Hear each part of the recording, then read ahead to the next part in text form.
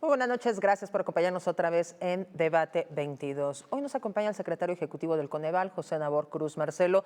Y antes de comenzar con el programa, quisiera agradecerles porque a lo largo de estos 6 años, pues son ustedes el organismo que nos han traído las cifras fidedignas para saber que 9.5 millones de mexicanos salieron de la pobreza, pero también para ver cuáles son las áreas de oportunidad. Y hoy se va a hacer la evaluación de los 3 programas sociales más importantes de la administración del presidente López Obrador. Muchísimas gracias por acompañarnos, José. Y vamos a empezar. ¿Qué pasa con ustedes como organismo? Bueno, muy buenas noches, estimada Kim. Como siempre, un gusto estar nuevamente platicando contigo y todo tu auditorio. Y bueno, ahora mismo, justo hace un par de semanas, se discutió en la Cámara de Diputados un dictamen de ley donde, bueno, se da como propuesta legislativa una posible fusión entre el Coneval y el INEGI. En ese sentido, en días pasados, nosotros emitimos un comunicado público en el cual, al término de este, planteamos un llamado al diálogo para, pues, ya la actual nueva legislatura en ambas cámaras, tanto diputados y senadores, y nosotros podemos desde Coneval plantear algunos argumentos en torno a esta iniciativa de ley que te voy a compartir muy puntualmente. El primero, la iniciativa se basa sobre un supuesto de no aplicación de austeridad. Nosotros desde Coneval, a partir del 2019, que se promulga la Ley Federal de Austeridad Republicana, hemos dado cumplimiento en todos estos años a los distintos lineamientos que se han establecido en esta ley de austeridad. El segundo supuesto de esta reforma es evitar una posible duplicidad de funciones entre los entes administrativos. En este caso, lo que nosotros planteamos desde Coneval es que no hay una duplicidad de funciones con el INEGI. ¿Por qué razón? El INEGI como tal tiene una principal tarea normativa que es la generación de estadísticas para el país. Así es.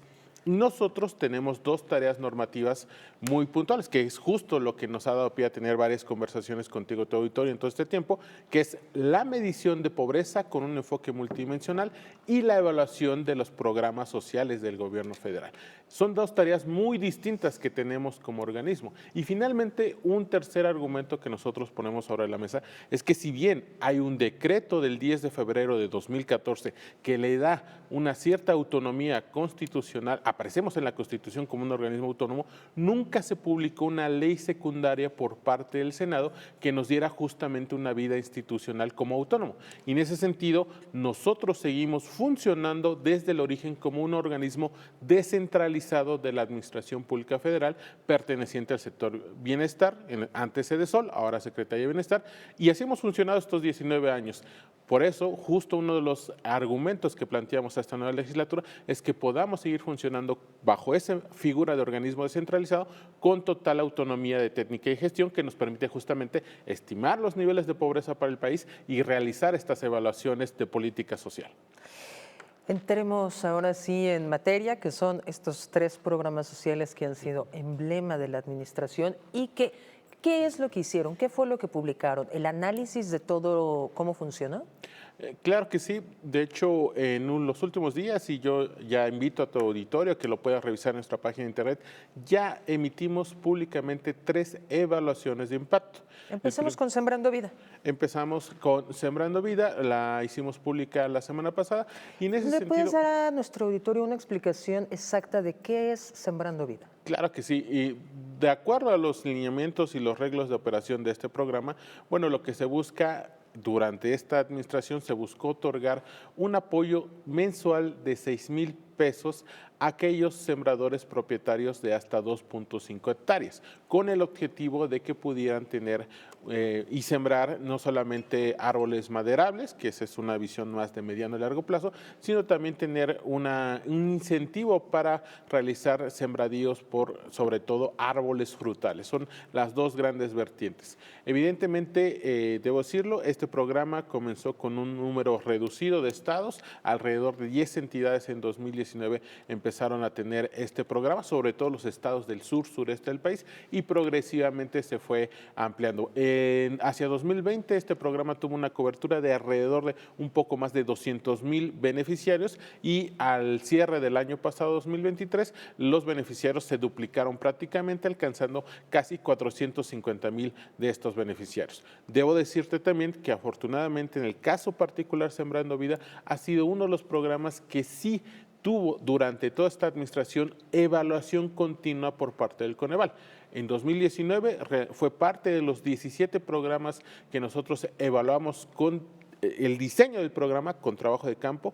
Hacia 2021 realizamos una evaluación de procesos para ver justamente cómo se estaba ejecutando en campo este programa y hacia finales del año pasado y principios de este 2024 realizamos la evaluación de impacto, los cuales te voy a comentar algunos ejemplos muy puntuales.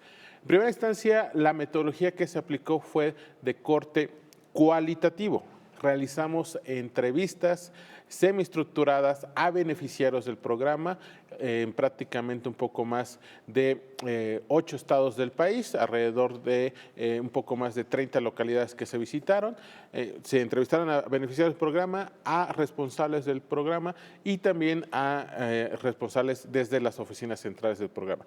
¿Qué buscamos como este objetivo? Pues constatar si hubo impacto o no en al menos 4 elementos que tiene como objetivo el programa. ¿Cuáles? Uno es aumentar la seguridad alimentaria de los beneficiarios y de su entorno. El segundo es la sustentabilidad agroforestal de esos territorios que fueron captadores de este beneficio. El tercero es ver cómo se da o no una reconstrucción del tejido social y finalmente la viabilidad hacia el mediano y largo plazo de este programa. Porque finalmente, si bien los beneficiarios están muy conscientes, y ese es un primer hallazgo, de que la transferencia monetaria que van a recibir va a durar durante lo que duró esta administración, 6 años, los que empezaron desde 2019, hay algunos beneficiarios que empezaron en 2021, 2022, que tendrán que cumplir su ciclo de beneficio de 5 o 6 años, ya el programa decidirá, sobre todo con la nueva administración federal, pero la idea es que tengan todos y cada uno de los beneficiarios al día de hoy un cumplimiento de un ciclo de 6 años. Entonces, un primer hallazgo que encontramos a partir de estas entrevistas y grupos focales es que sí se da afortunadamente, dado esa seguridad que ellos tienen de recibir 6,000 pesos mensuales,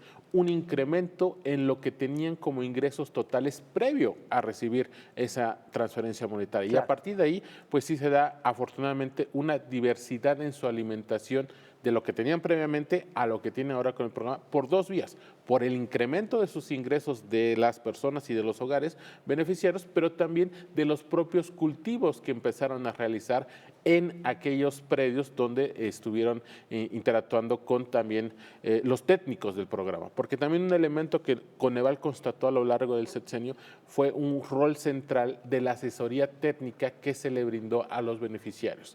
Ellos desarrollaron lo que denominaron comunidades de acompañamiento campesinas, las CACs, y es ahí donde reciben asesoría técnica de ingenieros, sobre todo agrónomos, que pues, les permitían también tener un enriquecimiento entre las formas de cultivo propias y las técnicas, sobre todo. Se buscó mucho, el programa así lo delineó y Coneval lo constató, el uso de fertilizantes naturales, orgánicos, no químicos, y eso también permitió que, por ejemplo, usaran la técnica de cultivo de la milpa, que va asociada con otros elementos como el frijol, calabaza, y eso permitió justamente tener un enriquecimiento de la diversidad de los alimentos de ese núcleo de beneficiarios de sus hogares. Otro elemento que también constatamos es el rol de las mujeres, porque no solamente este programa tiene prácticamente un 30-35% del total de beneficiarios son mujeres, sino que también en esta organización comunal que se desarrolló entre las diversas localidades, muchas mujeres desempeñaron puestos administrativos, lo cual es una buena noticia, pero también, como lo hemos platicado previamente, parte importante habrá que desagregar pues la carga de horas de trabajo que tienen esas mexicanas entre el propio quehacer dentro de sus hogares, las actividades en el hogar y la parte de las funciones administrativas que tienen, evidentemente. Otro elemento a resaltar en esta parte de seguridad alimentaria es que afortunadamente para las hijas, los hijos, la niñez que habita en estos hogares que tienen este programa en cuanto a que sean beneficiarios, también reportan un ligero incremento en cuanto a la diversidad de alimentos, ¿no? Otro elemento importante en tema de cohesión social y construcción del tejido propiamente en las comunidades es que sí, a partir de los cuestionarios que nosotros aplicamos, se constató que los beneficiarios manifiestan una reintegración de sus comunidades.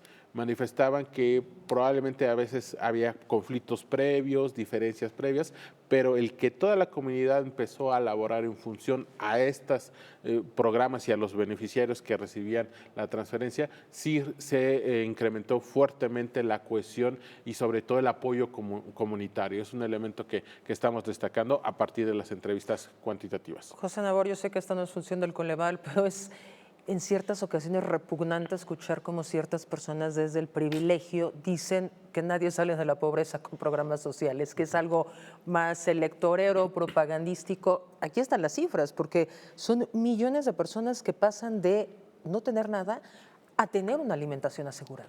Así es, y sobre todo parte de los hallazgos y recomendaciones que planteamos con esta evaluación de impacto, Kim, es qué sigue después de los 6 años que cumplen el ciclo de recibir esa transferencia. Y la mayoría de los beneficiarios externan que ellos ya tienen un cierto grado de incrementar el cultivo de café, cacao, chiles, algunas frutas, y los que ellos buscan son mecanismos de comercialización externa a sus comunidades. Entonces, una de las recomendaciones muy puntuales que nosotros planteamos es que en esta siguiente administración federal, pues se planteen algunas intervenciones, ya no solamente de la Secretaría de Bienestar, que es la encargada de este programa, sino inclusive de la Secretaría de Economía o de la Secretaría de Trabajo Federal, que permita asesoramiento para poder establecer. Muchos de ellos ya lo han hecho, han constituido cooperativas para que puedan en ese momento tratar de comercializar la fruta, ahora ya en mermelada, frutas en conservas, el café sí hemos visto en varias zonas de Veracruz, de Hidalgo, de Puebla, de Oaxaca, que se ha incrementado y potencializado mucho en esta figura de café orgánico, varios beneficiarios así lo han externado, pero necesitan puentes o mecanismos de comercialización afuera de sus comunidades. Ese es el gran reto que tienen. Y con esos mexicanos son con los que tendríamos que hablar para ver que los programas sociales sí funcionan. Vamos a hacer una pausa y seguimos con José Nabor Cruz, secretario ejecutivo de Coneval.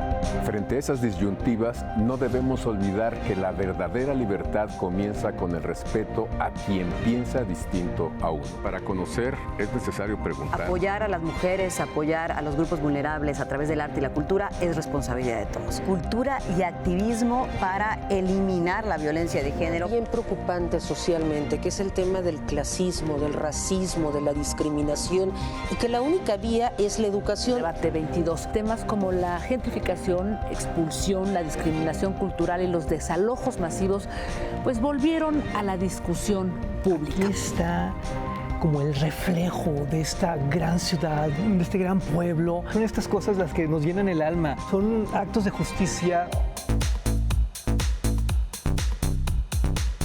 Por si las moscas, vamos a hablar del Festival Internacional por la Diversidad Sexual, que este año cumple su edición número 36. 15 años del Museo Universitario de Arte Contemporáneo, y me acompaña para eso su directora Amanda de la Garza. Vamos a hablar del más reciente libro del escritor Juan Villoro, me refiero a La figura del mundo.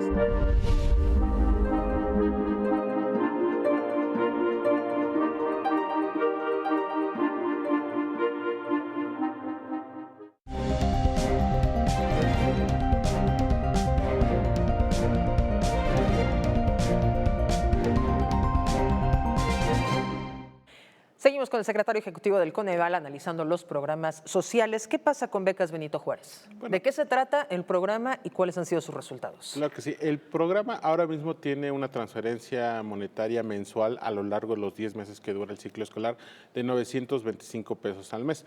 Pero al momento que nosotros realizamos esta evaluación de impacto que llega hasta el año pasado, el monto de apoyo era de 875 pesos.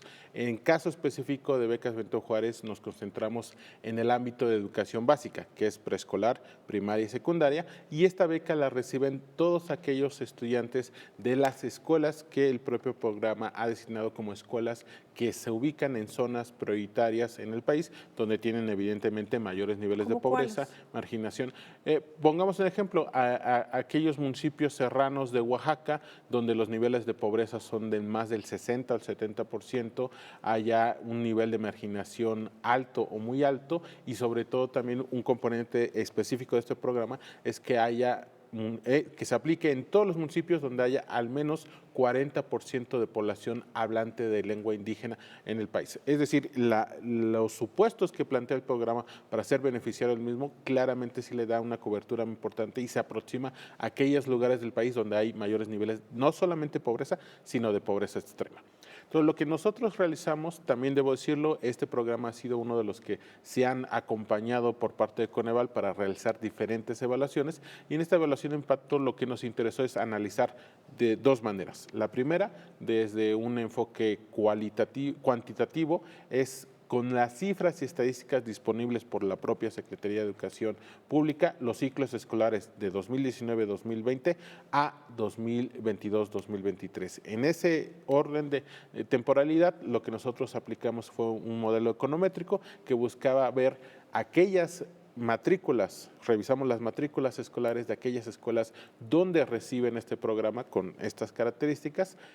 ¿Qué tanto afectó o no en términos de reducir la tasa de abandono, los niveles de reprobación, la parte de repetir un año escolar y el propio aprovechamiento? Ahí viene el tema. ¿Cómo funciona? Lo que nosotros encontramos, y ahora sí lo leeré para no perder la cifra muy puntual, en cuanto a la reducción de corto plazo en el abandono de los estudiantes, sí vemos un efecto de reducir la tasa de abandono de un 0.48% a nivel primaria y de 1.89% a nivel secundaria en los ciclos escolares revisados. De hecho, lo que sí les podemos compartir es que en los diferentes escenarios a tratar, es el nivel secundaria donde hay mejores efectos positivos para reducir el abandono, reducir la tasa de reprobación y la repetición escolar. Es justo una edad en la que muchas familias ya mandan a los jóvenes a trabajar para apoyar a la economía familiar. Exactamente, y eso nos parece de entrada una buena noticia, dado justamente eso, porque si bien en preescolar y primaria tenemos una cobertura de asistencia de más del 95%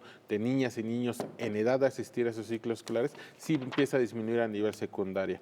Y otro elemento que nos pareció muy importante encontrar es que en aquellas escuelas donde se localizan los municipios de más alta marginación y de población hablante de lengua indígena, hubo una reducción del 1.18% del abandono en estas escuelas donde, insisto, hay mayoritariamente población indígena. En cuanto a la tasa de rezago, si bien vemos menores porcentajes en términos ya cuantitativos, sí hay también una reducción en la tasa de rezago del 0.11% en el primer ciclo escolar, pero esto aumentó hasta un 0.19% en el último ciclo escolar que revisamos, y donde se incrementan los porcentajes de efecto positivo es en el caso de reprobación. Encontramos que para el caso de secundaria, los niveles de reprobación para aquellos estudiantes que recibieron este apoyo durante los ciclos escolares revisados disminuyó en 1.59%, y la tasa de reprobación a nivel secundaria se redujo 2.31% en estos ciclos escolares. Entonces, desde este modelo econométrico que nosotros realizamos a partir de cifras oficiales, sí encontramos un efecto positivo en reducir las tasas de abandono, de reprobación, de repetición del ciclo escolar, y un ligero, tal vez este cuarto factor fue el de menor efecto de incidencia, un ligero incremento del aprovechamiento escolar en educación básica. El programa Profes.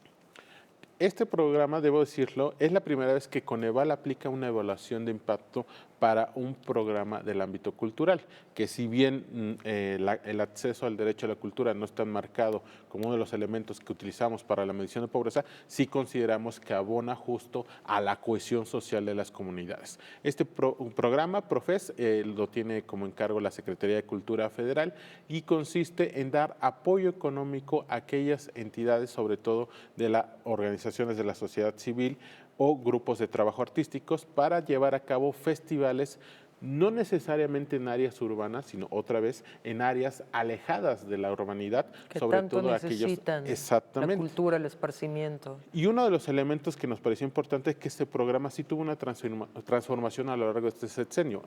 Hasta 2018 era un programa que apoyaba únicamente festivales artísticos, pero a partir del 2019 se da, inclusive también como una parte de recomendaciones que realizó el Coneval, una transformación a apoyar festivales de diversos ámbitos culturales, desde gastronómicos, desde danza, cinematografía, presentaciones de libro, etcétera. Importante destacar, hay diferentes montos de financiamiento. Hay desde 250,000 pesos hasta un poco más de $500,000 de pesos de apoyo de coinversión que da la Secretaría de Cultura a los organizadores de estos festivales, justo para incentivar. Y otro elemento importante destacar es que justo buscaba la descentralización de los festivales de la Ciudad de México hacia las entidades estatales del país. En general, los resultados, también hicimos una evaluación de impacto de corte pues con grupos focales, con entrevistas a beneficiarios, responsables de los programas. En general, este programa es muy bien recibido en las comunidades, sobre todo, otra vez, rurales del país, porque ellos manifestaban que nunca habían tenido la oportunidad de recibir este tipo de atención. Las zonas más vulnerables y que históricamente han sido abandonadas por todos los gobiernos. Así es, y sobre todo por la diversidad de oferta en cuanto a mecanismos de cultura. Nosotros realizamos un trabajo en campo en 2 entidades para entrevistarnos con beneficiarios y organizadores, bueno, la parte de la organización de 12 festivales en entidades como Veracruz, Chiapas, Tamaulipas, Ciudad de México, un cúmulo muy importante de entidades, y lo que encontramos también es la importancia de la asociación entre la Secretaría de Cultura Federal con las entidades culturales estatales. Sí nos manifestaron que hay una reciprocidad en cuanto al apoyo logístico y que eso otra vez permite mapear aquellas áreas donde pueden ser receptoras de este beneficio. ¿Por qué razón? Porque este programa funciona a partir de una convocatoria pública nacional y son diversas entidades las que pues se postulan para recibir este apoyo. Claramente no queremos ser fantasiosos, los programas sociales no son nunca la panacea, siempre hay muchas áreas de oportunidad todavía, pero si algo nos ayuda muchísimo Coneval es a detectar estas áreas de oportunidad. Comienza una nueva administración, la cual va a tener continuidad de lo que hemos visto con el presidente López Obrador, pero ¿cuáles son estas grandes áreas de oportunidad en las que podría poner especial atención la administración de la presidenta Claudia Sheinbaum? Claro que sí, de hecho aprovecho y te comparto a ti y a todo tu auditorio. La semana pasada hicimos público ya un micrositio en nuestra página de internet de Coneval, donde vertimos información en específico para algunos de los programas que la presidenta electa, la doctora Claudia Sheinbaum, ha delineado como fundamentales. Que los hablamos en la sesión pasada, recordaremos. Y en ese sentido, me parece importante destacar que se pueda lograr una priorización en cuanto a aquellos grupos históricamente discriminados, que pareciera ser que efectivamente estos programas van a atender específicamente a mujeres hablantes de lengua indígena, mujeres cuidadoras, ya sea que sean ellas mismas receptoras de cuidado porque tengan alguna discapacidad o que ellas cuiden a un miembro del hogar con estas características, y también para la primera infancia. Un reto fundamental que tiene la siguiente administración es crear un sistema nacional de cuidados para los 2 extremos de la población, para aquellos adultos mayores, mujeres particularmente, pero también para primera infancia de 0 a 5 años, sobre todo otra vez niñas de este grupo etario. Que esto impacta en tantos temas porque impacta en el desarrollo de la mujer y en poder cerrar ciclos de violencia, ¿no? Y sobre todo, otra vez, en aquellas áreas rurales del país. Nosotros hemos mapeado justamente estimaciones de dónde pueden ubicar geográfica y territorialmente el mayor porcentaje de posibles beneficiarias, y hablo en femenino porque sí incentivamos que desde Coneval se pueda plantear esta discusión en términos de género y que puedan ser las mexicanas en sus diferentes grupos de edades las que puedan recibir en primera instancia estos apoyos en la siguiente administración. Insisto, pareciera que sí se va a tener este enfoque, lo cual es muy importante, no porque no se haya hecho en el pasado, sino porque consideramos que aún subsisten brechas de género y sociales que afectan desafortunadamente en gran medida a las mexicanas. Es verdaderamente una pena ese tema, aunque se ha avanzado, pero las mujeres pues siguen rezagadas. Nos tenemos que ir, tenemos un minuto para favorecer a la infancia. ¿Qué sería lo más urgente que se tiene que hacer? Bueno, sobre todo seguir fortaleciendo los mecanismos de vacunación temprana, también de prevención de enfermedades para primera infancia, también sobre todo para aquellos que entran allá preescolar o primaria, fortalecer la parte de alimentación para evitar obesidad temprana. Son varias recomendaciones en términos de medicina preventiva que hay que hacer para primera infancia. José Nabor Cruz Marcelo, secretario ejecutivo de Coneval, a nombre de Canal 22, gracias por la labor que han hecho y nos han compartido durante toda esta administración. Estamos seguros que lo vamos a seguir haciendo en la próxima administración. ¿Para qué? Para aplaudir los aciertos y también señalar cuáles son esas áreas de oportunidad tan importantes para sacar a más mexicanos de condiciones de vulnerabilidad. Muchísimas gracias. Al contrario, siempre un gusto platicar contigo de todo tu auditorio. Claro que sí, muchísimas gracias. Los espero el próximo miércoles en punto de las 10. No le cambie, está en Canal 22.